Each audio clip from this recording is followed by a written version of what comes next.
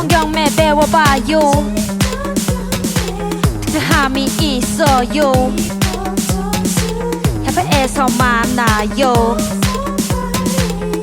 열심히 했어. 나도 부자 될 거야. 대한공경매사협회. 나도 부자 될 거야. 대한공경매사협회. 자, 두 번째 시간에까지 제가 하고요. 11시부터는 이제 저희 그 성남지사장이 있어요. 성남지사장이 오늘 또 여러분들 위해서 1시간을 강의를 준비했습니다. 두 번째 시간은 경매 편견들에 대해서 얘기를 우선 풀고 그 다음에 성공 사례를 한 30분 정도 짧게 해드릴게요. 먼저 이렇게 부동산 같은 경우나 법원 경매를 할 때 제일 먼저 등장하는 편견이 투자냐 투기냐 가지고 이렇게 얘기를 많이 해요. 자, 그러면 부동산은 투기다라고 생각하시는 분? 투자다고 생각하는 사람? 투자. 왜 투기는 아니라고 생각하세요? 크게. 그러니까 합법적인 거기 때문에 투자지 이건 투기가 아니다. 맞죠? 그러면 그나마 다행이네. 그나마. 자, 투자하고 투기 중에서는 어떤 건 좋고 어떤 건 나쁘다라는 판단은 들어있지 않습니다. 그러나 여러분들이 오늘 법원 경매하고 공매를 모르듯이 투자하고 투기의 뜻을 모르더라, 일반인들은. 투자하고 투기는 똑같이 돈을 투자한다는 얘기예요. 돈을 어디에다가 집어넣어서 수익을 기대한다는 얘기입니다. 똑같이. 다만 투기는 기회할 때 기자인데 기회를 틈타서 큰 수익을 보려고 투자하는 것을 투기라고 얘기합니다. 그래서 투기라는 것은 어떤 그 투자보다 조금 더 고수익을 기대하면서 기회를 틈탄다 하지만 실제로 여러분들이 사업할 때도 투자할 때도 기회를 틈타죠. 맞죠? 이 시기에 우리가 부동산 정책 하나 나오면 이때 팔아야 돼. 그리고 금리가 낮으면 이때 뭐 해야 돼. 시기를 타지 않는 어떤 돈을 투자하는 것은 없죠. 그러나 이거는 한문으로 굳이 구별을 해 놓은 것은 투기가 투자보다는 조금 더 기회를 틈타서 큰 이익을 노리는 것을 투기라고 합니다. 그러니까 선물 투자 같은 경우는 투기에 이제 속하고 같은 여러분들이 통닭집을 하더라도 어떤 기회를 틈타는 거라면 당연하게 투기로 분리는 하는 것이죠. 그러니까 투자나 투기는 어떤 감정적으로 옳고 그름의 문제가 아니고 어떤 사전을 찾아봐도 그런 게 아닌데 이상하게 한국은 투기 그러면 되게 나쁜 것 같고 투자 그러면 되게 좀 괜찮은 것 같고 투기하면은 투기꾼 그러고 투자는 투자자 그러는 황당한 일들이 한국에서 벌어지고 있는 거죠. 바로 이런 것 때문에 여러분들은 돈에 대한 막연한 죄의식이 있는 거고 그래서 공무원들이 이제 돈에 대한 어떤 거부감하고 죄의식들이 은근히 많습니다. 선생님, 공무원, 은행원 이렇게. 그래서 특징이 뭐냐면 돈을 본능적으로 싫어하는 그 무엇인가가 있는데 또 속으로는 돈을 되게 좋아해. 그렇게 성격을 이중인격 쓰는 사람을 뭐라 그러죠? 위선자라 그러잖아. 에? 자, 여러분들이 제가 지금 이 오늘 강의에서 방점은 항상 그거예요. 좀 생각을 일관성 있게 가져가야 됩니다. 그래야지 그거를 제정신 가졌다고 하는 것이고 제정신 가진 사람이 돈 벌지 제정신 안 가진 사람이 돈 버는 사례는 별로 없거든요. 그러니까 내가 돈을 벌고 싶으면 돈을 좋아하세요. 그럼 돈을 좋아하는 사람이 할 짓을 따라서 하면 됩니다. 그런데 말은 돈을 좋아하는 것 같은데 또 진짜로 물어보면 또 돈 싫어하는 것 같기도 하고 그래서 또 하고 돌아다니는 걸 보면 어디 가서 강의는 좀 들으러 다니고 뭐 자산 관리도 하고 투자도 해보고 주식도 해보고 이상하게 뭔가 노력은 하는데 이 사람한테 또 물어보면 또 돈은 별로라고 생각하고 이상한 알 수 없는 어떤 그 성격이 나오는데 그러면은 돈을 잘 못 법니다. 그거는 정말로 그렇습니다. 정말로.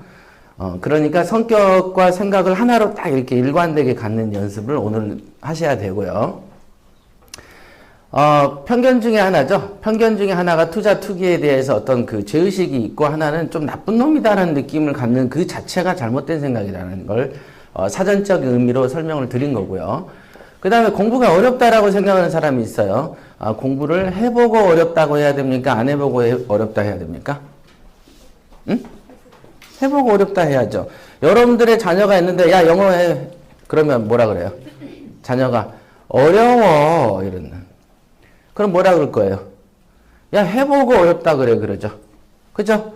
여러분들의 자녀나 여러분들의 주변 형제들이 어떤 이익되는 일을 여러분들이 권했는데 그 친구가 어려워 그러면은 야 너는 안 해보고 어렵다 그러냐 네가 무슨 예언자냐 라고 얘기를 할 거면서 그래도 나한테는 너그러워서 자기도 안 해보고 어렵다라고 얘기한다. 그것도 생각이 왔다 갔다 하는 거죠. 해본 다음에 정말로 최선을 다해서 해본 다음에 어려우면 그때 가서 나 어렵더라 이러면 되는 것이죠. 그죠? 실제로 다 그렇습니다. 그래서 취미 생활을 하든 어디 뭘 간단한 무엇을 배우더라도 안 해보고 어렵다는 식으로 이렇게 판단하면 안 됩니다. 단지 편견이다. 해보면 되게 쉬운데 너무 돈 하면 안 된다라고 여러분들이 입버릇처럼 하고 다니고 여러분들의 또 지인들과 나이 든 세대에서 흔히 하는 말이죠. 젊은 세대가 돈 그러면 야 무슨 돈이 다냐 이런 식으로 얘기를 합니다. 돈 했지 돈이 다라고는 안 했는데 뭔 돈이 다냐라고 억울한 누명을 씌워가지고 돈에 대해서 거부감을 주는 거죠. 이런 것도 여러분들 아마 옆에서 주변에 흔히 이제 볼 수 있는 어떤 태도들인데 이런 태도들 때문에 돈을 못 버는 거예요. 자, 경매는 남의 집을 뺏는 것이다라는 얘기는 어저께 그 강의에서 어떤 분이 한번 이런 얘기가 나왔어요. 왜 부동산 투자를 안 하셨어요? 경매 투자를 왜 안 하셨어요? 그랬더니 죄의식이 있고 도의적으로 남을 내보내는 게 아무래도 도의적으로 위반된다 이렇게 얘기를 하더라고요. 그러니까 그러면은 본인이 2억을 누구에게 빌려주고 그럼 이 도의적으로 2억을 안 받는 게 도의적인 거고 2억을 받기 위해서 그 사람 집을 경매 치는 것은 불의한 일이군요. 이렇게 이제 하면서 이제 논리를 따져 나간 게 있어요. 어저께 한번 들어보세요. 그러면 되고 이 부분에 대한 그 어떤 의식을 고치지 않으면 절대 안 됩니다. 자, 대출을 하지 말아야 될 것이다 라고 또 여러분들도 생각하시죠? 아까 여기서 쉬는 시간에 대출 얘기하시던데. 대출에 대해서 어떻게 평가하시는 거예요? 좋다 나쁘다? 뭐 상황에 따라 틀리지 않을까? 네? 상황에 따라서 틀리지 않을까? 얘기해 보세요. 어떤 상황은 안 좋은 거예요? 그러니까 갚을 능력이 없거나 이자 내기 어려운 상황에서 무리하게 대출할 필요는 없는 거고. 지금은 갚을 능력이 없어서 사업했는데 1년 있다가 돈을 많이 벌었어. 그러면 무리한 대출이에요? 무리하지 않는 대출이에요? 그럼 1년 후에 평가되는 거네? 네. 근데 지금은 내가 돈이 많았는데 대출을 일으켰는데 1년 후에 사업이 안 돼서 못 갚았어. 그럼 무리한 대출이야? 맞아? 그럼 우리가 대출을 할 때 무리하냐 안 무리하냐 평가는 언제 하는 거냐? 요거 가지고도 문제가 생기죠. 그러니까 그런 말들이 사실은 되게 좀 그러죠. 예를 들면은 어떤 사람이 자기가 수입이 1,000만 원인데 1억을 대출 받는 거가 무리한 거냐 아니냐. 아니면 수입이 없는 사람이 1,000만 원 대출 받은 거가 무리하냐 안 하냐. 그거는 모르는 일이거든요. 모르는 일이다. 그래서 저 같은 경우에 이제 여러분들 대출을 하는 이유는 뭘까요? 1번 은행을 배불리기 위해서, 2번 나를 배불리기 위해서. 1번? 자, 1번이라고 생각하시는 분. 대출을 하는 이유는 내가 주는 이자를 통해서 은행을 부자로 만들기 위해서다. 맞아요? 누구를 배불리기 위해서죠? 자기를 배불리기 위해서는. 맞죠? 그러니까 대출을 많이 받는 시도는 자기를 배불리기 위한 시도겠네요? 맞네. 그죠? 그러니까 대출을 많이 받아야 돼요? 안 받아야 돼요? 그죠? 자기를 배불리는 일이면 당연히 그걸 많이 자주 하면 자기를 위해서 배불리기 위해서 시도를 많이 하는 사람이겠네. 물론 대출을 받는다고 하더라도 은행이 주진 않죠. 은행은 반드시 계산하고 줍니다. 그 계산은 어떤 계산인가요? 받을 수 있겠다는 계산 아닙니까? 그러니까 대출을 많이 받는다는 얘기는 은행이 많이 받아낼 수 있다라는 전제하에서 주었겠군요. 맞아요, 틀려요? 그렇잖아요. 여러분들 은행 직원이라면 대출을 심사를 하지 않습니까? 대출 심사를 통해서 선생님 얼마까지만 대출이 됩니다. 라고 얘기를 하죠. 더 주세요 해도 안 됩니다. 라고 합니다. 그러니까 재고 또 재서 대출을 해준 거기 때문에 대출이 많은 사람은 그 이상의 재산이 있겠군요. 맞죠? 대출 능력이 없는 사람한테 대출 안 해주니까. 자, 이렇게 생각을 하시면 조금 생각이 좀 달라지실 거예요. 이것도 이제 이따 사례를 보면 대출을 아실 겁니다. 또 빌라는 사면 떨어진다 라는 얘기 들어보신 분? 들어보셨어요? 누가 얘기하던가요? 주로? 아버지가. 항상 부동산 투자로 돈 버는 걸 방해하는 사람 가족이 1순위야, 항상. 항상. 진짜로. 그러니까 자기가 부자 되는 걸 가장 방해하는 사람이 가족이야. 보면. 저도 제가 처음에 경매에 투자한다고 딱 했어요. 저는 이제 고시를 공부하다가 포기를 한 사람이었는데, 부동산 투자를 하겠다. 경매를 내가 하겠다. 그게 98년도입니다. 그러니까 IMF 돼가지고 그 부동산이 정말로 대폭락이 왔던 때가 IMF죠. 전국적으로 시도를 안 가리고 주저앉았으니까. 그런 거는 우리나라 그 역사상 최초로 있었던 사례죠. IMF라는 커다란 충격을 한번 왔었죠. 그때 이제 많은 사람들이 직업에 대한 생각을 다시 하게 됐죠. 막 대량 실업이 오면서 그때부터 이제 변호사도 똥값 되기 시작했어요. 2000년 초반부터 그 변호사가 취업할 때 과장급 대우를 받았거든요. 요즘엔 대리급 정도, 그 다음에 삼성은 일반 사원급으로 들어갑니다. 변호사도. 흔해져 버렸으니까. 그때 이제 제가 경매한다 그러니까, 아니, 지금처럼 부동산이 폭락하는데 무슨 경매냐, 무슨 부동산이냐라고 얘기하는 거죠. 그러면서 아버님이 그랬다 했죠? 저도 아버님이 빌라는 사면 떨어진다는데 이러면서 얘기를 했어요. 그러면은 98년도에도 떨어지는 빌라인데 왜 지금은 전국의 빌라가 다 그렇게 비쌀까? 잘못된 말이에요? 맞는 말이에요? 그 말은? 잘못된 말이 맞잖아요. 그 맞아요. 그런데도 최근에 누구를 만나서 보면은 초보자들이 하는 말이 빌라는 사면 떨어진다는 대로 얘기를 합니다. 그러니까 어떨 때는 내가 이상한 세계에 사는 것인가? 라고 생각할 때가 한두 번이 아닌데, 그럴 때 이제 제가 저희 아버님한테 했던 말이, 그러면 어느 시점에 0이 됩니까?를 물었어요. 사면 계속 떨어진다니까. 그러면 0 될 때까지 안 사고 기다렸다 사면 되겠네. 그랬더니 할 말이 싹 없어진다. 아버님한테 그런 말 한 적 있어요, 없어요? 1번 불효라서 2번 그런 마땅한 멘트가 떠오르지 않아서. 마땅한 멘트. 앞으로 멘트를 써보세요. 그러면 언제쯤 반값 됩니까? 제가 그거 해서 그때 살게요. 이래 보십시오. 그러면 말이 쏙 들어가죠. 빌라는 사면 떨어진다는 얘기는 누가 만들었는지는 모르지만 지금까지도 면면이 이어오고 있습니다. 아까 투자하고 투기하고의 어떤 감정적인 어떤 이입이 계속 연결되듯이. 그래서 이 사회는 이제 무지와의 싸움이다. 이런 얘기들을 합니다. 그래서 돈을 벌려면 똑똑해야 되지 무지하면 돈을 못 봅니다. 자, 빌라는 사면 떨어진다는 얘기는 언제적 나온 얘기냐면 신규 분양을 하게 되면 어떻습니까? 비싸게 받아야 돼요? 싸게 받아야 돼요? 동네는 다 5년 된 거, 10년 된 건데 나는 새로 지었어. 여러분이 건축주예요. 그러면 이 집을 비싸게 팔고 싶어요? 새로 싸게 팔고 싶어요? 비싸게. 아무래도 새로 지었고 5년 된 것들이 주변에 있으면 좀 비싸게 팔아도 오겠죠. 연식 좋아하는 사람 또 와. 연식이 뭔 상관이냐? 도배장판 하면 똑같지라고 생각하는 사람은 안 오는데 연식이 중요하다는 사람은 옵니다. 옵니다. 그러니까 그러면 그 사람들은 동네에서 월세나 전세를 사는 사람들이 태반입니다. 그러니까 500만 원, 시립지금 500만 원, 시립지금 1000만 원 그러면 눈이 돌아요, 안 돌아요? 마침 또 이사 갈 시기가 됐어. 그리고 또 마침 와이프가 바가지를 긁어. 야, 언제까지 우리 이러고 살아야 돼? 라고 얘기하면 에잇 하고 야, 요 앞에 시립주금 몇 천짜리 있네. 가자. 이 생각을 하고 들어옵니다.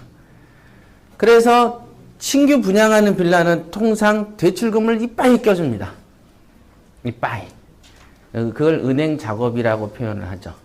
그래서 이제 분양을 잘 하기 위해서 은행에 대출을 많이 낍니다. 뒷돈 줘가면서. 그런데 수요자는 누구예요? 집 가진 사람이 들어오는 것보다는 동네에 전세 월세 사는 사람이 신규 분양에 많이 들어옵니다. 그런데 대출은 많이 껴져 있어. 그러니까 1, 2년 있다가 비틀거려요, 안 비틀거려요? 비틀거리지. 그래서 경매도 많이 나오고 되다 보니까 가치가 떨어지고 실제 같은 20평에 통상 여기서 2억인데 신규 분양하면서 한 2억 한 3천에 분양을 해요. 그래도 사니까. 그러면 당연히 2억 3천짜리가 1년 되고 2년 되면 다시 가격이 평준화 되겠네요. 20평대로. 그걸 보고 떨어졌다. 빌라는 사면 떨어진다라는 얘기가 있던 겁니다. 그런데 그거를 또 이렇게 침소봉대한다 그러죠. 바늘만한 걸 엄청나게 크게 부풀리는 사람들의 입을 타면서 그 다음에 부동산의 어떤 투자도 경험이 없는 사람들이 받아서 또 재생산하고 증폭시키면서 온 나라가 빌라는 사면 떨어진다라고 소문이 나기 시작한 거예요. 그렇게 된 겁니다. 그래서 여러분들의 이제 직업군이 분명하게 그래도 지식층에 속해 있기 때문에 적어도 올바른 지식을 습득을 해서 누군가에게 전파를 해야 되는 것이죠. 자, 차라리 금매가 낫다는 얘기 경매하는 바닥에 분명히 흘러다닙니다. 보면은 야 무슨 법원 경매냐 그 어려운데 사람 내보내고 어쩌고 저쩌고 저쩌고 뭐 수리하고 내 집으로 사도 수리합니다. 그죠? 수리에 도배장판을 새로 사도 도배장판을 해요. 아파트를 사도. 그러니까 빌라를 경매로 사도 도배장판 합니다. 수리는 똑같이 들어가. 그런데 뭐라고 얘기하냐면 사람을 내보내는데 뭘 그렇게 힘들게 살아. 그냥 그 도의적으로 안 좋은데. 그러면은 제가 어제 이제 그분한테 말을 하면은 이제 삐칠까봐 말을 안 했는데 이분한테 가서 돈 빌리라고. 어차피 경매 안 칠 사람이니까. 그러면 되잖아요. 자, 금매가 낮다라는 사람들이 경매 바닥에도 꼭 있습니다. 그러면 반대로 생각을 해서 여러분들이 경매 투자를 하기 위해서 부동산의 시세 조사를 하러 다닐 때 동네의 금매 시세 안 물어봅니까? 물어봅니까? 그럴까요? 안 그럴까요? 여러분들 상식적으로. 물어보지. 이거 얼마예요만 물어보지. 요거보다 더 싼 거 없어요? 이렇게 안 물어보나요? 다 물어본단 말이에요. 즉, 경매 투자하는 사람들은 금매에 대해서도 조사하고 들어갑니다. 그러니까 금매가 옆에서 1억 6천에 살 수 있는데 내가 2억을 왜 써요? 그러겠죠? 그거는 바보들이나 하는 짓인데 실제로 경매하는 사람이 그 정도로 바보는 아니거든요. 그냥 가서 쉽게 물어보면 돼. 여기 금매 있으면 하나 당장 살게요. 하면 금매 정보는 쏟아집니다. 그러니까 경매하느니 금매가 낮다라는 말을 성립하지 않는 논리인데 경매하는 사람들이 이걸 또 입에서 붙여서 다니는 사람도 많고 부동산 하는 사람들이 아까 같이 빌라는 사면 떨어져 야 금매가 오히려 경매보다 나아 이런 말들을 막 확대 재생산합니다. 자, 금리가 올라가면 폭락이 온다더라. 요거는 뭐 두말할 필요 없이 금리는 지금 오른다 만다 하지만 금리는 현재 10년 내내 떨어졌고요. 제가 늘 방송했다도 하지만 제가 그 노무현 정부 때는 8% 10%짜리를 썼었습니다. 그런데 지금은 3% 4%대거든요. 그러니까 금리가 2%가 오르면 경제적 충격이 엄청 클 것 같죠?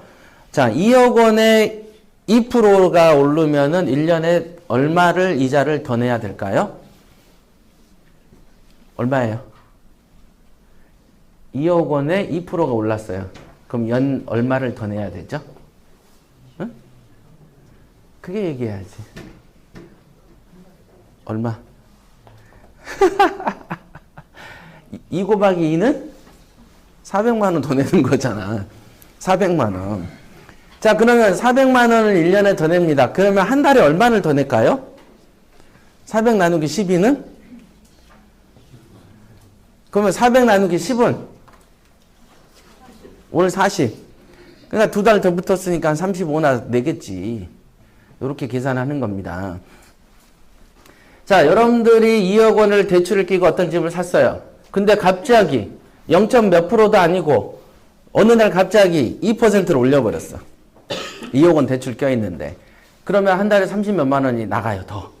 그러면 여러분들 집은 바로 경매에 들어갑니까? 어떨 것 같으세요? 들어갈까, 안 들어갈까? 안 들어가지. 30만 원이 한 달에 더 소모된다고 해서 여러분들 집이 날아가거나 망할 정도 됩니까? 아니죠. 차라리 돈이 없으면 알바를 하든가 술을 한 번 더 끊겠죠. 아니면 담배를 좀 줄인다든가.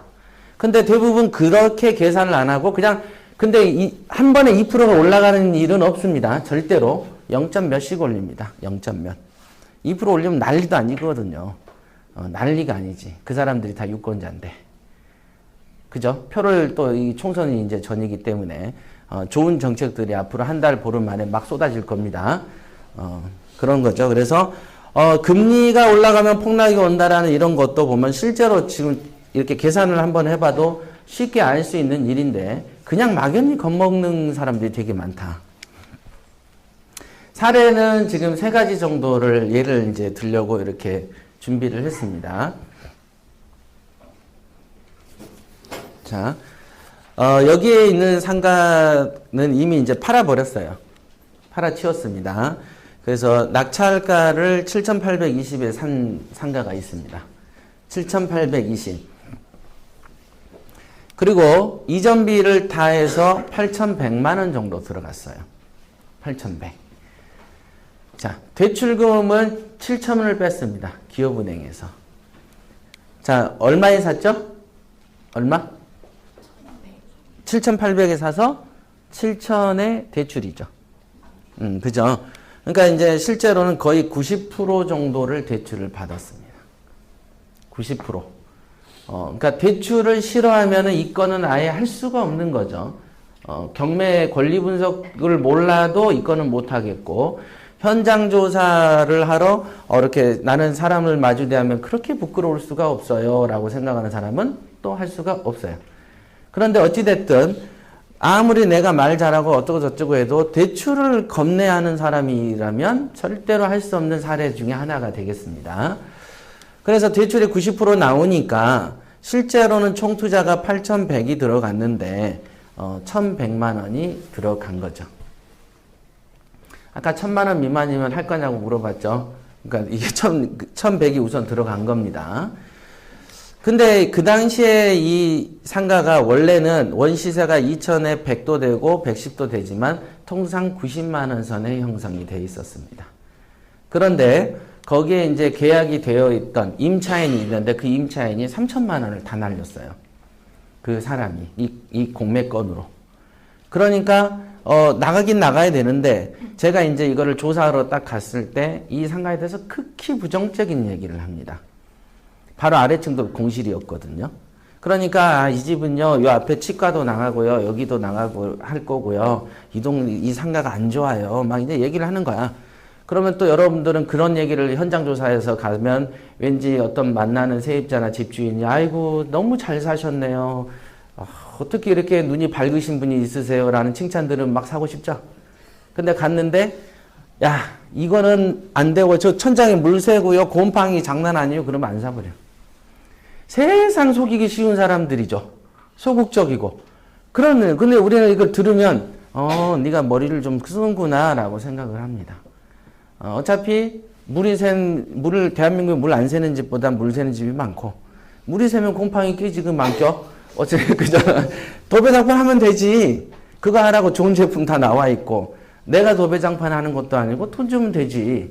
자, 돈으로 갖고 노는 게 몸에 배어 있어야 됩니다.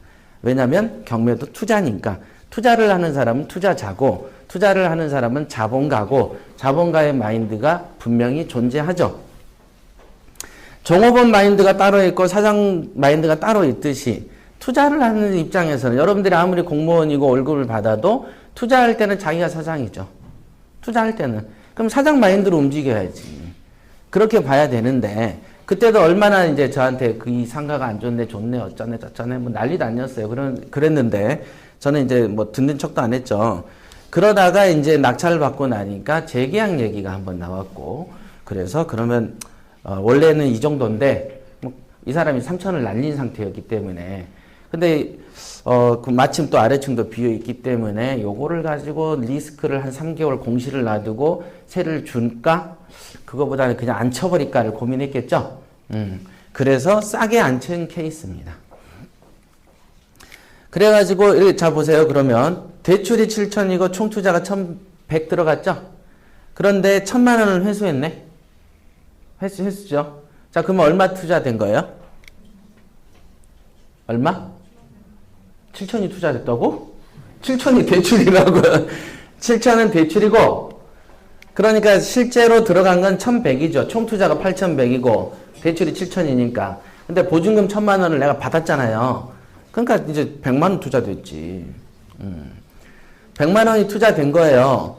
그 다음에 대출 7천에 대해서는 이자를 줘야 될 거 아니겠어요. 이자. 이자가 5%를 줬어요. 그럼 57은? 35. 맞죠? 35인데 10으로 나누면, 그러니까 57은 35니까 350인데 10으로 나누면 35. 그지만 12달이니까 30만 원 초반. 이렇게 계산이 나오죠? 20만 원인가? 하여간 얼마 나올 거예요? 29만 원인가 이렇게 나올 거예요. 그러니까 월 70만 원 받아서 이자를 주고 나니까 수익이 얼마예요? 41만 원이 된 겁니다. 그러니까 실제로 최종 정리를 하면 얼마죠? 100만 원 투자해서 월 41만 원을 버는 것이다. 이게 꿈 같은 얘기 같으세요? 어떠세요? 느낌? 부럽다. 이런 거 흔해. 자, 이런 거 느낌. 오후에 자산관리 과정 들으실 거예요? 네. 자산관리로 찍혔어. 네. 자, 이 정도면 어떠신 것 같아? 응? 이래도 경매가 골치 아파서 안 하시겠어? 골치가 2배 더 아파도 편잘 먹으면서 할 것 같죠? 아, 그런 거요. 그런 거라니까, 이게. 그러니까, 자, 근데 이걸 몇 대 몇으로 붙었을 것 같으세요? 몇 대 몇? 2016년 새로운 도전, 인생을 바꿀 옥션 랜미인 대회에 여러분을 초대합니다. 법원 경매의 막연한 두려움을 극복하고 단기간에 고수익의 우량말권을 낙찰받는 절호의 기회를 잡으세요. 최종 선발된 8인에게는 총 1억 원 상당의 맨투맨 무료 교육을 실시해 생초보자도 홀로 설 수 있는 감동의 스토리가 펼쳐집니다. 지원 방법은 옥션 랜미인 지원서와 1분 자기소개 동영상을 이메일로 신청하면 됩니다. 접수 기간은 3월 1일부터 4월 30일까지이며 국내 최초로 개최되는 이번 대회는 직접 자기 물건을 낙찰받는 인생 최고의 기회가 될 것입니다. 여러분들의 많은 참여 바랍니다. 놓치지 마십시오. 옥션 랜미인 대회. 투자 안 하면 점이라도 쳐보세요. 몇 대 몇? 5대 3? 낙찰은 한 명만 돼, 한 명. 예, 저 혼자 붙었어요. 단독 응찰이었어요. 그러니까 사람들이 갖는 편견 중에 하나가, 야, 좋은 물건은 많이 붙을 거 아니냐라고 생각을 하시는데, 그거는 전제가 잘못됐죠. 그거는 많은 사람들이 똑똑하다는 전제하에서 출발하는 가설일 뿐이죠. 많은 사람들이 저 물건을 다 알아야 되고, 많은 사람이 다 같이 조사를 해야 되고, 많은 사람들이 동일한 판단을 할 수 있을 때 등장할 수 있는 가설인데, 대부분은 또 그렇게 생각을 한다. 그러면은 대부분 사람들이 다 좋은 남자랑 결혼하고 싶으니까 모든 여자가 다 좋은 남자랑 살아야지. 그거 아니잖아요. 그지만 자기가 뽑기를 할 때는 다 좋은 남자인 줄 알고 결혼하잖아요. 맞죠? 여기도 다 좋은 남자인 줄 알았잖아. 지금은? 좋아요. 안 통하는데? 자, 맞습니다. 그래서 여기에서 보면은 요건 아주 제가 옛날에 샀던 거예요. 이거를 판매가 2년 전에 팔아치웠습니다. 그러니까 실제로는 41만 원을 10달을 받으면 400만 원이죠. 그죠? 410이고 1년에는 거의 이제 500에 준하게 되죠. 그러니까 실제로는 100을 투자해서 첫 달, 두 번째 달 정도 되면 저는 이제 들어간 게 없는 게 된 집인 거죠. 1년에 이제 재산세 2번만 내면 되는 집이죠. 그 다음에 교통유발 부담금, 이게 길가에 붙어 있으니까 그거 좀 주고 이렇게. 그거 외에는 뭐 이렇게 상가기 때문에 뭐 도배를 해주거나 장판을 해준 적도 없고 그냥 소식 끊고 사는 케이스죠. 이제 주택 같은 경우는 임차인이 바뀌면 한번 지저분하니까 해주십시오 이런 얘기가 있습니다만은 그것도 세를 한번 들어오면은 뭐 2년씩 나가는 게 아니고 그냥 전화 안 하면 다 4년도 살고 5년도 살잖아요. 이제 그런 경우에는 처음에 이제 도배 장판만 하고 말거든요. 그리고는 저도 얘기 들어보면은 뭐 등 고쳐달라고 전화 온다고 막 이런 얘기도 들었는데 저 같은 경우는 그런 적이 없었던 것 같아요. 좀 시시하잖아. 그거 고쳐달라 그러면. 이 중에 분명히 등 고쳐달라고 전화한 사람이 있을 것 같은데. 시시해서 그런지 저한테는 전화를 안 왔습니다. 어찌됐든 요거는 사실은 90세까지 그냥 받아도 되는 건데, 그냥 상황이 어떤 걸 팔아야 될 상황이 됐고 해서 팔아치워버렸거든요. 그래서 사실은 판매가가 1억 5천짜리인데, 제가 이제 그 사람한테 덕본 것도 있고 해서 야, 1억 천에 가져가. 이러면서 넘겨버렸던 사례에 해당합니다. 그러면 실제로 어떻습니까? 실제 총 투자는 얼마였어요? 8,100. 판매가는 1억 1,000. 세금을 냈을까 안 냈을까? 예, 양도세 관련해서 한 푼도 안 냈습니다. 몇 년간 더 갖고 있었고 저는 이제 법인이다 보니까 법인세로 처리를 하다 보면 거의 안 냈어요. 거의. 자 보세요. 다시 보세요. 7,820에 이거에 살 때 감정가는 1억 6천이었어요. 근데 시세는 그거보다 좀 덜했던 때였고 어찌됐든 단독응찰로 샀고 총 비용 8,100 들었다가 7천만 원의 대출을 받아서 1,100만 원으로 투자금을 줄어졌다가 나중에 재계약을 바로 이렇게 명도하기 전에 재계약을 했고 그래서 보증금 1,000을 받게 되다 보니까 실제로는 100만 원 밖에 들어가지 않았다 이렇게 봅니다. 이런 사례는 되게 많고요. 근데 그러다 보니까 실제로 요 결과물만 보면은 여러분들이 1억이 있다고 보면 이런 상가 한 100개 사면 되겠네. 그죠? 맞죠? 100만 원에 100개가 그 1억 아닙니까? 그러면 40만 원씩 100개가 되면 얼마죠? 4천만 원이네?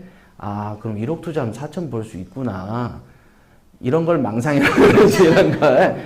요런 거는, 노력의 결과물이지만, 그다지, 근데 이거를 사나, 더 어려운 걸 사나, 들어가는 어떤 노동력이란 건 비슷하지 않겠습니까? 조사하는 노동력, 명도하는 노동력, 계약할 때 노동력.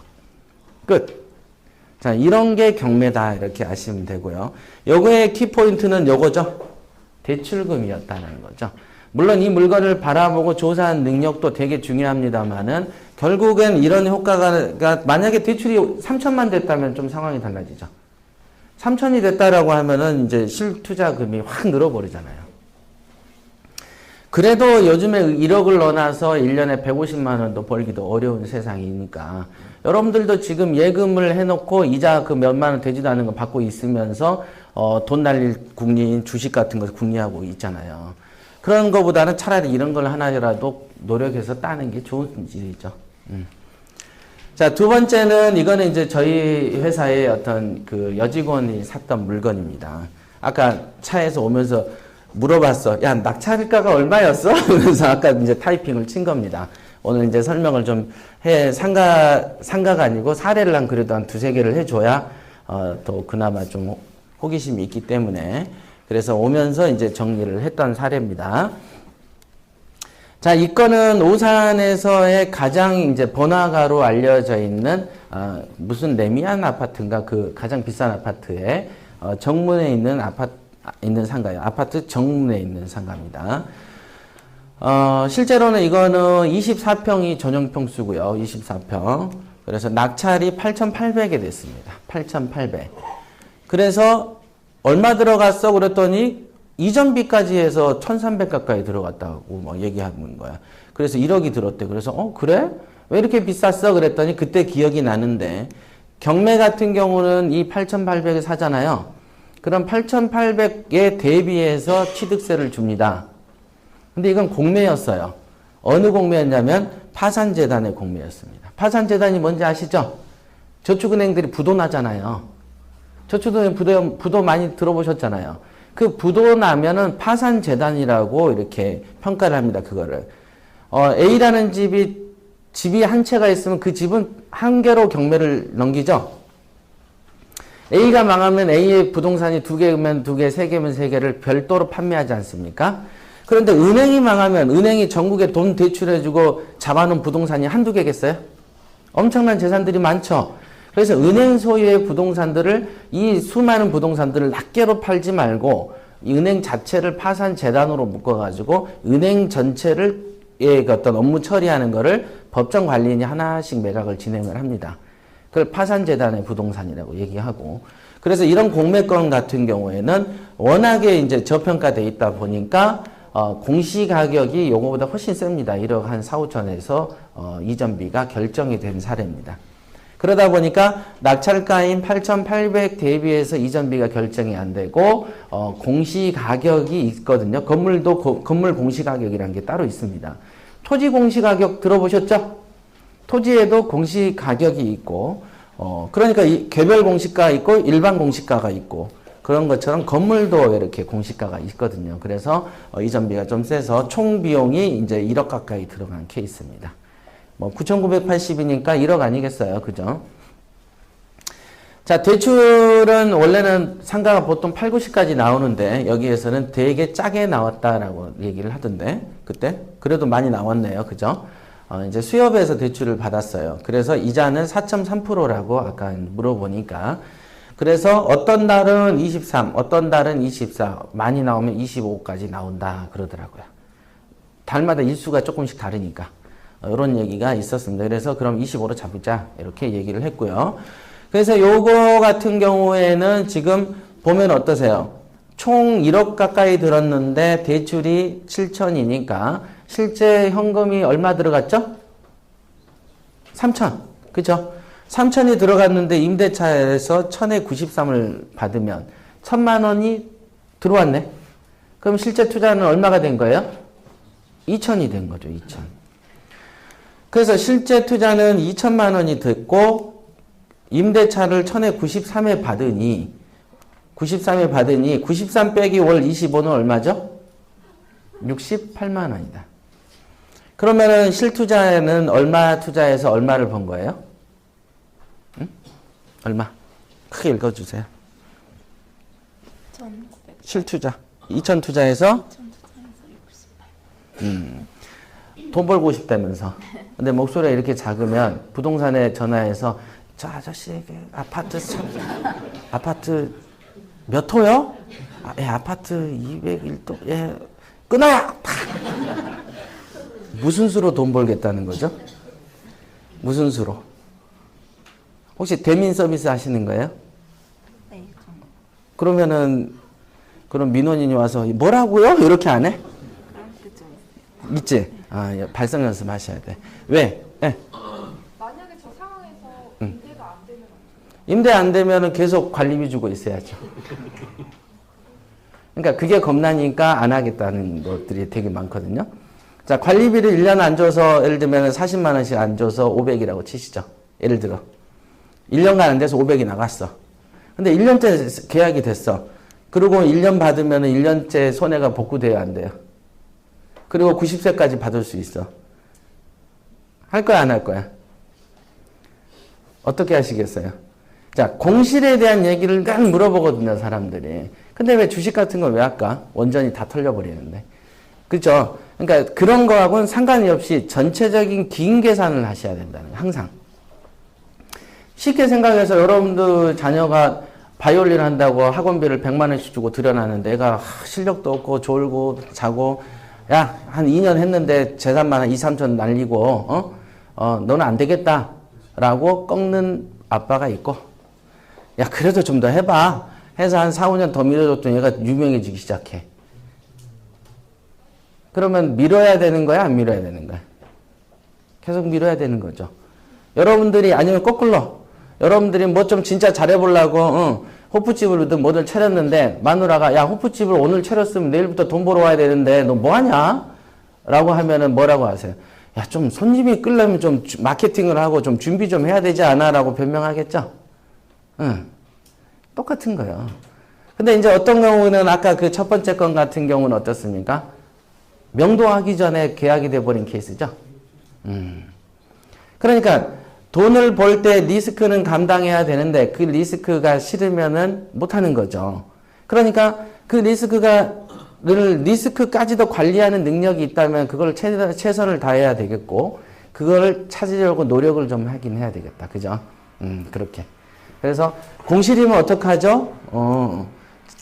차 있으세요? 차 사고 나면 어떡하려고 샀었어? 어? 나는 안 나겠지요. 그래도 제가 가장 그 차 타고 다니면서 불안한 게 가끔 길가에서 이렇게 중앙에 서 있는 경우, 혹시 나는 그러면 어쩌지라고 생각을 다 하죠? 하지 않나요? 저도 처음에는 그랬는데, 이제 차를 타고 한 몇십 년씩 타고 다니다 보니까, 설마 나는 걸리겠냐, 뭐 이런 생각도 하죠. 똑같은 거야.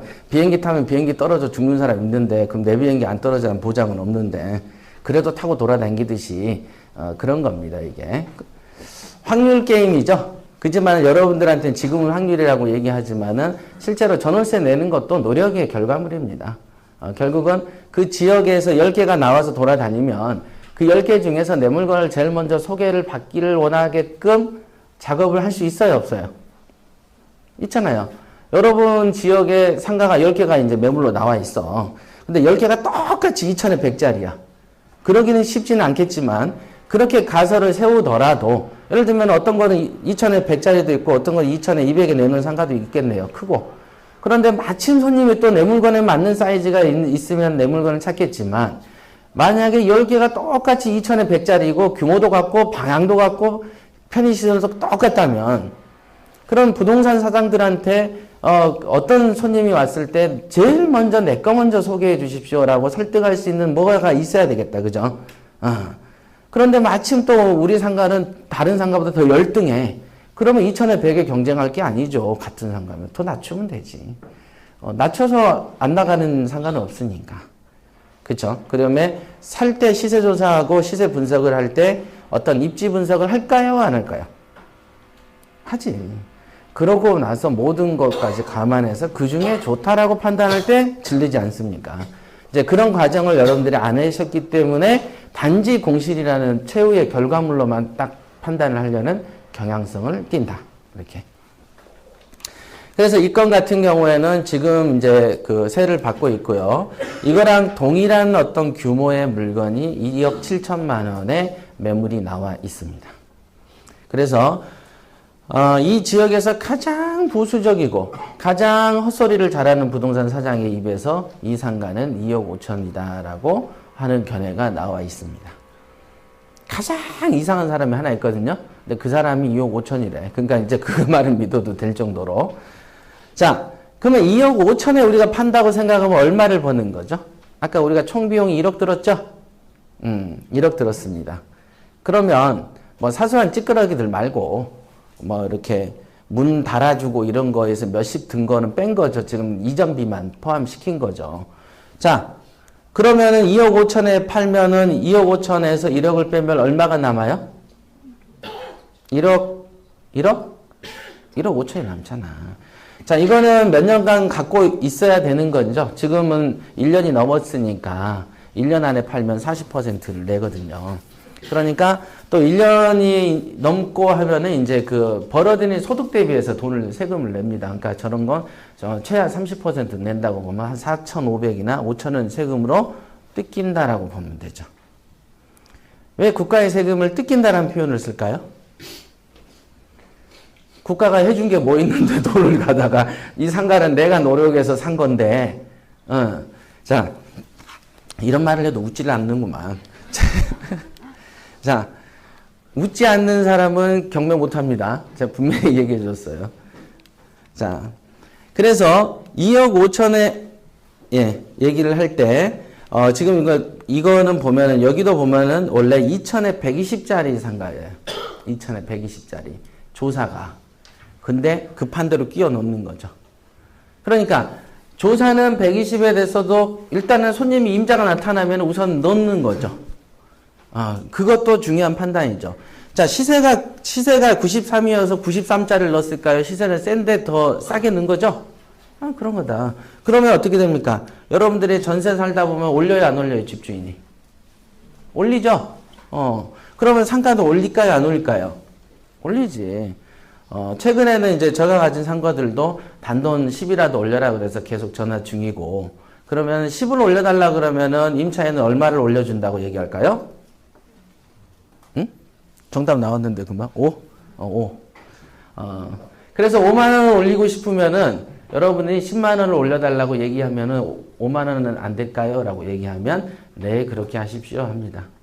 제가 10만 원을 올리고 싶으면은 한 15나 20만 원 올리시죠? 라고 얘기를 하면 10만 원이 됩니다. 그러니까 10만 원 부를 줄 알고 올려서 하는 거죠.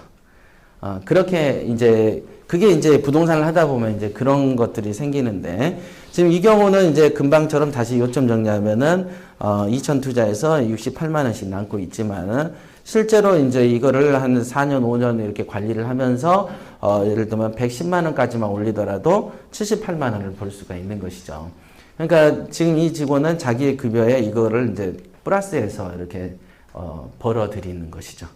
그러니까 사실은 이게 그러면 이런 상가를 사는데 얼마나 큰 노고가 있었냐? 노고는 없었습니다. 그냥 다만 그냥 결단을 했고 시킨 대로 열심히 했을 뿐이다.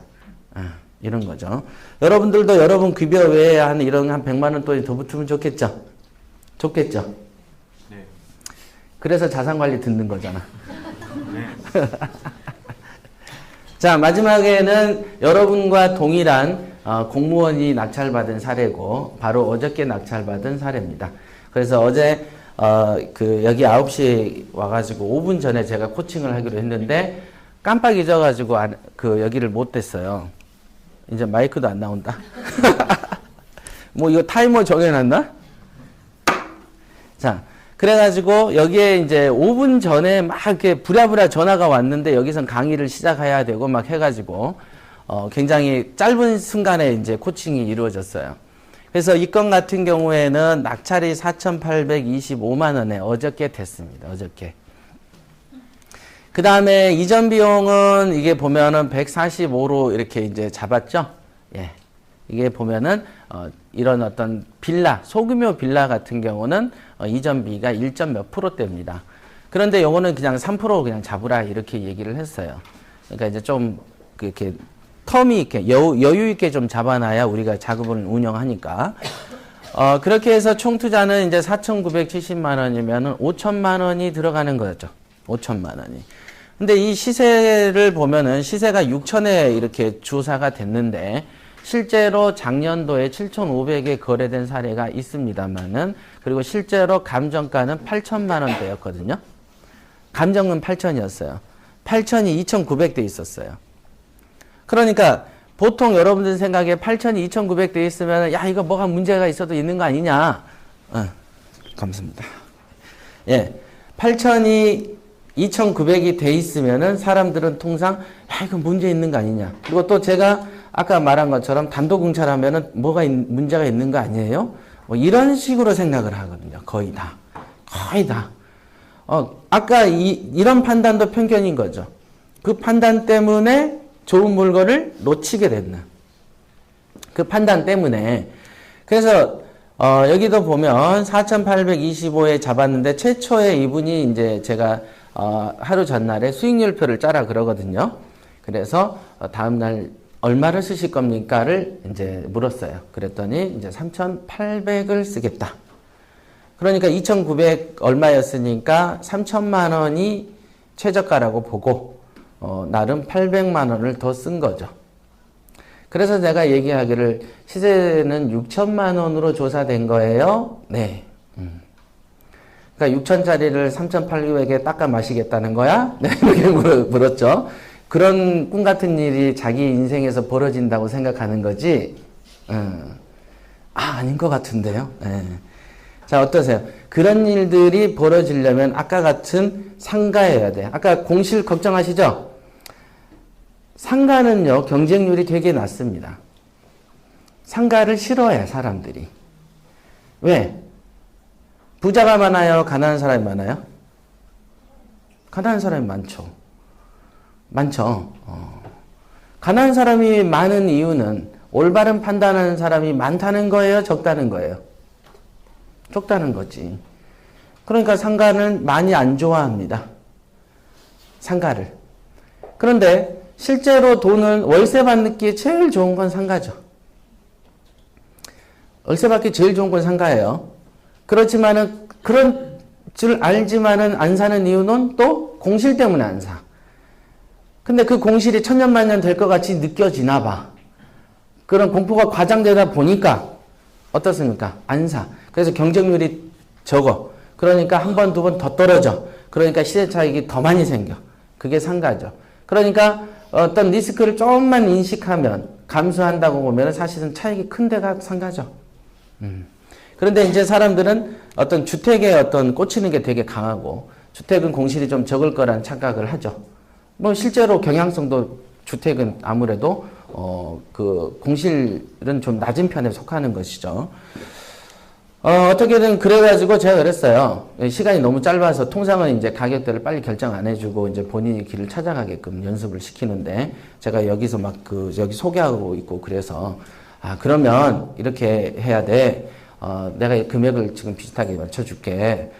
요거는 4,500 이하에서 잡을 생각을 하면 안 돼. 이렇게 딱 던져줬어요. 그리고 나 같으면은 4,800을 쓸 거야. 나 같으면. 그러니까 거기에서 나는 통상 4,820 정도로 그냥 쓸 거야. 이 정도면. 그럼 4,820일 때 수익률표대로 하면 얼마 버는 걸로 돼 있어? 예, 200 투자해가지고 16만 원 버는 걸로 되어 있는데요. 그러면 되지 않아? 본인이 친구한테 200만 원 빌려주고 한 달에 16만 원씩 내라 그러면 그 친구가 좋은 친구라 그럴 것 같아? 나쁜 친구라 그럴 것 같아? 8부 이자를 받아 챙기겠다는 거죠. 대한민국의 사채 이자가 30%가 안 넘죠? 그쵸? 그러니까 1,000만 원 빌려주면 월 30만 원은 30%라는 건 1년에 300 받는다는 거 아닙니까? 그러니까 1,000만 원을 빌려주면 1년에 300만 원을 버는 거니까 한 달에 20 몇만 원을 받아야 고금리 사채 이자에 속해요, 지금은. 그런데 지금 200만 원 빌려주고 16만 원씩 땡긴다는 거는 월 8부죠? 월. 8부잖아요. 8이 16이니까. 8%를 8부라고 합니다. 그럼 8%면 1년에 96%죠? 그러니까 200만 원 빌려주면 1년 정도 있으면은 200만 원 받는 거지. 그냥. 그런 생각을 하면 안 돼. 그러면서 그래도 그 이상을 써라고는 하면 그 이상 쓰면은 마진이 떨어지니까 하지 말고 우선은 급한 대로 4,820에서 본인이 결정해. 그러면 저는 옆 회장님이 그러면 저는 5만 원이라도 더 쓰겠습니다. 이렇게 말씀을 했어요. 그래서 이제 그래 알아서 이렇게 하시고 적어도 격전지는 4,500 이하에서 쇼부가 나겠지만 우리가 격전지에서 노는 게 좋아요? 격전지 아닌 데서 노는 게 좋아요? 피 튀기는 전쟁터에서 살고 싶어요? 살짝 벗어나서 살고 싶어요? 이렇게 하면 이해되죠? 살짝 벗어나라. 그래서 7명이 응찰을 했고 2등이 4,300인가 된다라고 얘기를 했어요. 그래서 그래도 우리가 수익률이라는 게 보시면 여기가 4,800에서 5,000이란 말이에요. 근데 대출은 우리가 지금 보면은 90%까지 가능하다던데 943 이게 90%대인가? 이게 90% 정도 될 거예요. 원래 수익률은 80% 잡으라고 했습니다. 그랬더니 200 투자해서 어쩌고저쩌고 했었는데 200 투자하고 이제 나오는데 중간에 이런 에피소드가 있었답니다. 서류를 넣어놓고 잠깐 이제 발표하기 전에 쉬는 타임이 있잖아요. 쉬는 타이밍에 나와 있는데 어떤 그 아저씨가 자기는 경매를 엄청 오래 했지만 하는 것마다 족족 떨어진다는 거예요. 그래서 중간에 나와서 요즘에는 빌라도 80% 90%에 사가니까 감정가 대비해서 그래서 먹을 게 너무 없어. 그러면서 막 이제 또 한참 자랑을 했나 봐요. 근데 이거 감정가가 8천만 원이었으니까 그 아저씨 논리대로 하면은 88엔 64, 한 6천대가 낙찰가 아니겠어요? 그죠? 그러니까 자기는 이렇게 4천대를 써놓고 나니까 그 아저씨 말을 듣고 나니까 어때요? 떨어질 게 분명해 보인다 이거예요. 그래서 가슴이 그렇게 조마조마했더래요. 그래서 아니 유능한 사람 말을 믿어야 돼. 자기 입으로 안 된다라고 하는 나고자의 말을 더 믿는 거는 어떻게 된 것이냐. 안 된다는 사람 말을 믿는 거가 이상한 거죠. 원래 근데 통상은 된다라고 하는 사람 말을 믿어야 되는데 사람은 꼭 안 된다는 사람 말을 더 잘 믿어요. 그래서 있는 사람보다 없는 사람이 더 많게 돼 있는 구조가 되는 겁니다. 그래서 이제 발표를 했더니 이렇게 됐고, 뭐, 실제는 대출 이자가, 90%일 때는 15만 5천 원 정도 들어간다라고 보여집니다. 이거는 아마 4% 정도 잡은 것 같아요. 근데 이분도 이제 여러분들과 같은 공무원이세요. 그래서 이제 금리는 솔직히 한 3%대까지 쓸 수도 있는 사람인 거죠. 그래서 어찌됐든, 이제 이건 추정치입니다. 금리는 4%대로 추정한 거니까 뭐 4.2가 되든 4.3이 돼도 만 원 차이 안쪽이 난다라고 보면 됩니다. 그래서 실투자가 지금 보면은 4,970만 원이 총 투자가 됐다가 대출이 4,340만 원이면 실제 투자금은 630만 원 정도 들어가는 케이스죠. 그런데 이거는 지금 세를 받기 전이에요, 후에요? 세를 받기 전이다. 그래서 세를 보면은 1,000에 30만 원 정도로 받으면 1,000만 원이 회수가 되면은 투자 금액이 얼마가 되죠? 630 들어갔다가 1,000이 회수되면 투자 금액은 0이죠, 0. 그리고 실제로 남의 돈을 370만 원을 쓰게 되는데 만약에 이 1,000만 원이 들어오면서 이분이 500만 원이라도 갚아주시오. 금리를, 은행 이자를, 은행을 좀 갚아주라라고 하면 그냥 500만 원 갚아주고 500만 원을 회수하면 130만 원이 투자되는 사례가 되겠죠. 그거야 뭐 이제 알아서 조절하는 거고, 그래서 돈을 500 갚으면 또 이자는 좀 단돈 몇천 원이라 떨어지겠죠. 그렇죠. 뭐 이런 형태로 이렇게 오르락 내리락 하겠죠. 그러나 큰 틀에서는 지금 보면은 1,000만 원을 제대로 받으면 이렇게 이자 소득은 30만 원 받아서 15만 5천 원을 제하니까 월 15만 원 정도가 생기게 되는 거죠. 14만 5천 원이 되는구나. 그런 건가? 그죠? 이건 90% 받았을 때의 사례고요. 80% 받았을 때는 200만 원 정도 투자돼서 16만 원 정도 남습니다. 왜냐하면 여기에서 실투자비가 80% 받으면 더 오르지 않습니까? 그죠? 그렇게 1,100, 1,200 정도 될 거예요. 그래서 1,000만 원을 회수하면은 200이 투자되는 사례가 됩니다. 그래서 이거는 시세는 6천이라고 하지만 원래는 그냥 냅두라 그랬어요. 왜냐하면 여기에 같은 빌라의 다른 층이 작년에 7,500에 계약이 됐었고, 그 다음에 이제 3년 전에 이 지역이 그 인천 그 남구청 아시죠? 남구청 인근에 있습니다. 여기 지도를 내가 해놨나? 이게 남구청이고 이 근처에 용종초 여기인가 있는데, 요 정도 거리죠. 사거리 하나 이제 건너고 두 번째 사거리 정도에 있습니다. 그래서 이 지역이 사실은 개발 지역이었다가 그때 1억 2천 얼마까지 올랐나 봐요. 그랬는데 이제 개발 지역이 해제가 되면서 가격이 이렇게 빠져버린 케이스죠. 그래서 작년에는 뭐 7,500이 됐지만 이거 뭐 200만 원 가까이 투자돼서 16만 원 버는 물건을 꼭 팔 필요가 있을까요, 없을까요? 갖고 가는 게 낫지 않습니까? 내비둬 버려야지. 그래서 제가 이제 농담으로라도 카드깡에서 집 사라는 얘기가 있는 겁니다. 여러분들은 뭐 3, 4천 가지고 뭐 일낼 것 같죠? 안 그래요. 1,000만 원 미만으로도 할 것들은 많은데, 액면으로 보면은 5천이고 6천이고 낙찰되니까 안 될 것 같은데, 대출이라는 제도가 있는데 대출을 터부시해버리면 이걸 할 수가 없는 거예요. 그걸 갖다 대출을 그래서 레버리지 효과라고 하지 않습니까? 레버리지는 이제 지렛대라고 하는 거고, 지렛대라는 거가 있어야 내 힘으로 들 수 없는 거를 지렛대로 이렇게 가벼운 힘을 해서 힘의 원리로 들지 않습니까? 근데 기업들은 다 이런 짓을 하거든요. 자, 요 경우가 보면은 그 대지가 4평이고 13평짜리였고요. 8,600이었구나. 2,900이 된 사례였던 겁니다. 여기 보이시죠? 최저가가 2,900이었고 감정가는 8,600이었던 사례였습니다. 그 다음에 입찰 기일은 지금 여기는 캡처를 안 해놨네요. 이 건을 보면은 여기 제일 마지막에 한번 빨간 거 보시죠. 보면은 2016년 3월 3일에 채무자 겸 소유자가 기일 연기 신청서를 제출했어요. 3월 3일이면은 화요일인가요? 화요일인가? 몇 요일이지? 맞죠? 네? 요일은 좀 찾아보자. 인간적으로 좀 수업에 하여간 며칠 전이에요. 며칠 전인데 이때 취소 신청이 들어왔으면 또 한 번 취소가 될 수도 있어요. 연기가. 그런데 이게 아마 월요일 날 입찰은 어제 있었고 바로 하루 전날에 법원에 물어보니까 연기 이번에는 안 받아줍니다. 이렇게 해서 진행이 된 사례입니다. 여기 보면은 12월 24일, 12월 17일, 1월 29일 이렇게 연기돼서 다 연기가 됐었어요. 한 번 연기, 두 번 연기. 근데 이제 연기가 이렇게 잦으면 법원에서 좀 안 받아줍니다. 연기를 하는 이유는 채무를 빨리 갚을 수 있다라고 이제 법원에 얘기해서 받아들이는 케이스인데 이번에는 그렇지 않아서 그냥 진행된 사례였고 7명이 들어왔던 사례다. 이렇게 보시면 됩니다. 그래서 실제로 이분 같은 경우는 이 시세 차익이 지금은 1,000만 원 정도지만은 그냥 갖고 있는 게 훨씬 나은 일 중에 하나다. 뭐 워낙에 이 정도면은 좋은 물건이죠.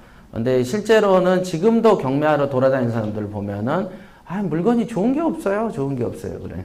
자기 눈이 어둡다고는 절대 얘기 안 하죠. 그잖아요. 좋은 게 없대 그냥. 다만 나는 완전 무결한 사람인데 그런 생각을 많이 합니다. 질문이 있으면은 한 개만 받겠습니다. 저는. 있으세요 질문?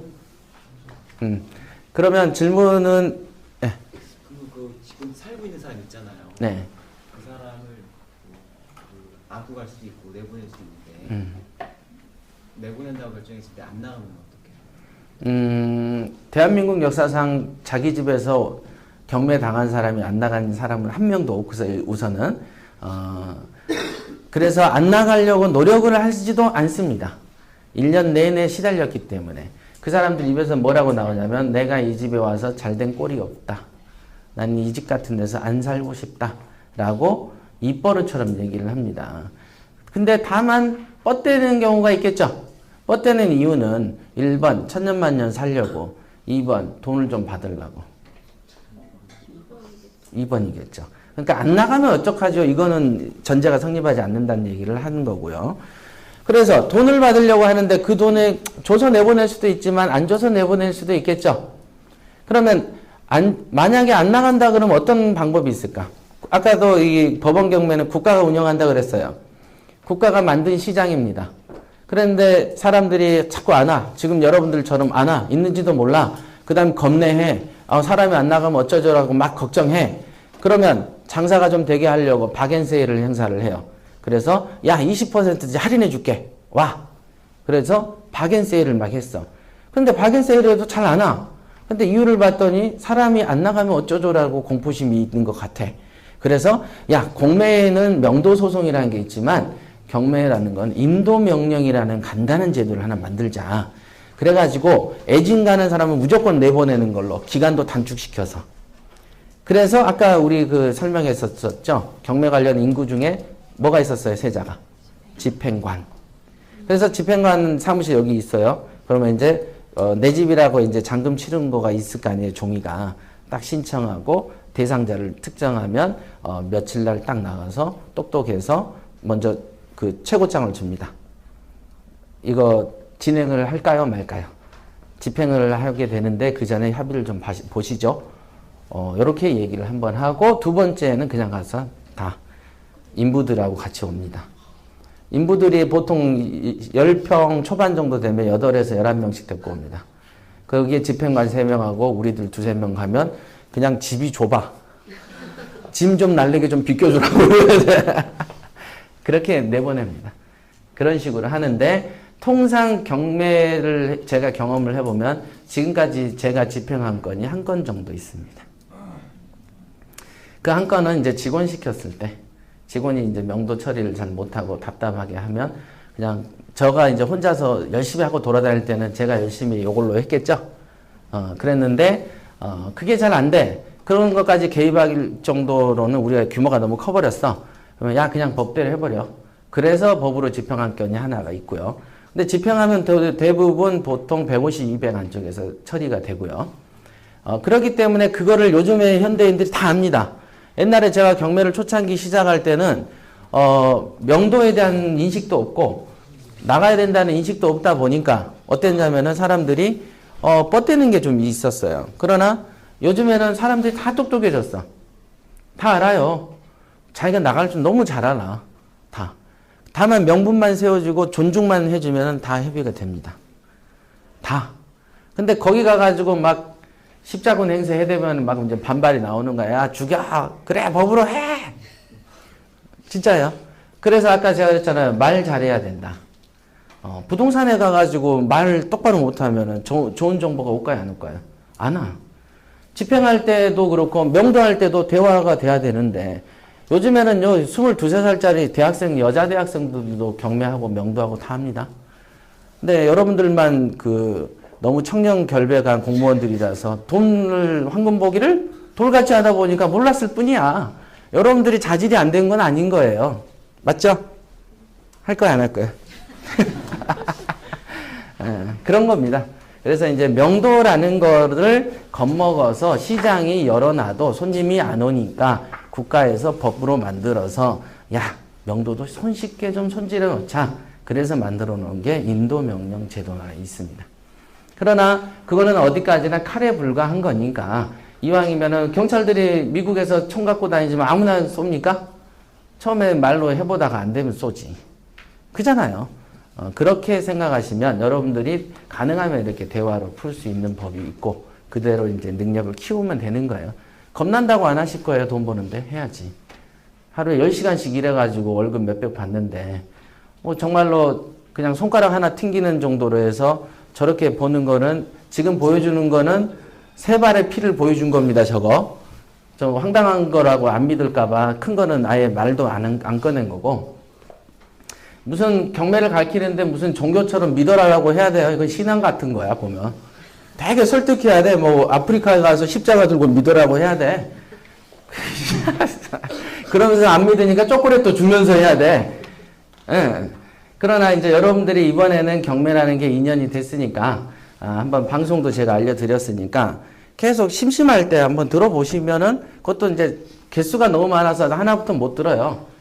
띄어서 듣든 뭐 하든 이렇게 듣다 보면 몸에 배이게 돼 있고, 그죠? 향이 이렇게 묻잖아요.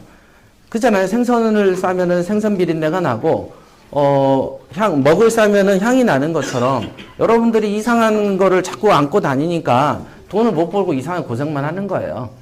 그런 거에 대한 인연을 드렸으니까, 한번 기회가 되시면은 공부 한번 해보시고요. 자, 지금이 11시 10분이거든요. 딱 5분만 쉬세요. 아까처럼 하지 마시고 그 다음에 이제 3차 강의를 하겠습니다. 5분만 쉬십시오.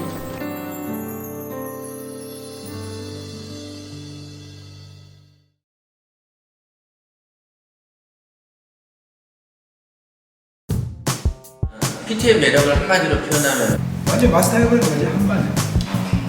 제가 생각할 때는 이 PT는 인생 역전이다. 쓰나미와 똑같은 효과를 볼 수 있는 그런 막강한 도구. 두 마리의 토끼를 잡는 것이다. 이론과 실물을 성과를 동시에 얻을 수 있는 그래서 두 마리의 토끼를 잡는 것이다. 쓰러불어.